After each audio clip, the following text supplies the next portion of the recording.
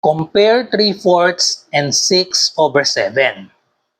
Pag sinabing compare, lagyan lang natin ng greater than, less than, or equals. Equal sign. Okay?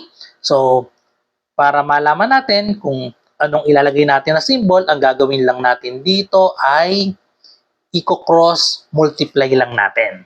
Okay? So, cross multiply lang natin yan. 3 times 7, that is equal to 21.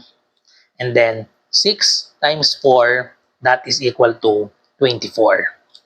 So ano yung mas malaki? 21 or 24, mas malaki yung 24. So therefore, ang tamang symbol natin ay less than. The correct answer is letter B. Kasi yung denominator natin dito ay magiging 4 times 7, magiging 28 parehas. So therefore, 6/7 is greater than 3/4 or 3/4 is less than 6/7.